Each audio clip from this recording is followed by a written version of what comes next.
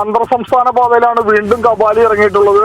ചെറിയൊരു ഗതാഗത കുരുക്കല്ല, വലിയ ഗതാഗത കുരുക്കാണ് ഇപ്പോൾ ഈ ആന റോഡിൽ ഇറങ്ങിയത് മൂലമുള്ളത്. നമുക്കറിയാം, ഇന്നലെ ഉച്ചതിരിഞ്ഞ് ഇറങ്ങിയ ആന രാത്രി വൈകിയാണ് കാട് കയറിയത്. അതുവരെ നിരവധി വാഹനങ്ങൾ, KSRTC സ്വകാര്യ ബസ്സുകൾ ഉൾപ്പെടെ റോഡിൽ ഗതാഗത കുരുക്കിൽ പെട്ടുകിടന്നു. മണിക്കൂറോളം ഗതാഗത കുരുക്കുണ്ടായി.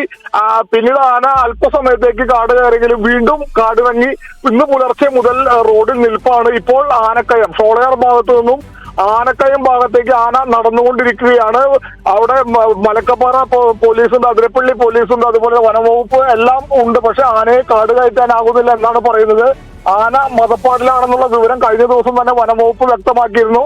അതുകൊണ്ട് തന്നെയാണ് ആന ഇപ്പോഴും ഈ റോഡിൽ നിരോധിപ്പിച്ച റോഡിലൂടെ നടന്നു പോകുന്ന ഒരു സാഹചര്യമുള്ളത്. KSRTC ബസ് ഉൾപ്പെടെ നിരവധി വാഹനങ്ങൾ ഇപ്പോഴും ഈ റോഡിൽ കുടുങ്ങിക്കിടക്കുകയാണ്. ഇന്നലെ കുടുങ്ങിയ വാഹനങ്ങൾ മുഴുവനായി കടന്നു പോകാൻ കഴിഞ്ഞില്ല. അതിനു മുന്നേ തന്നെ ആന ഇന്ന് പുലർച്ചയോടെ വീണ്ടും 2 മണിയോടെ ആന ഈ റോഡിലേക്ക് വീണ്ടും ഇറങ്ങിയതായാണ് പറയുന്നത്. ഇപ്പോഴും ആന റോഡിൽ തന്നെ തുടരുകയാണ്, നടന്ന് നീങ്ങുകയാണ്. കിലോമീറ്ററോളം ഇപ്പോൾ നടന്നുകൊണ്ടിരിക്കുകയാണ്. ഷോളയാർ ഭാഗത്തു നിന്നും ആനക്കയം ഭാഗത്തേക്കാണ് നടക്കുന്നത്. നാട്ടുകാരുണ്ട്, വനംവകുപ്പുണ്ട്, പോലീസുണ്ട്. ഇവരെല്ലാവരും കിണഞ്ഞു പരിശ്രമിക്കുന്നുണ്ട് ആനയെ ഏത് വിധേനയെങ്കിലും കാട് കയറ്റാൻ. പക്ഷേ കഴിയുന്നില്ല. വലിയ ഗതാഗത കുരുക്കുണ്ട്.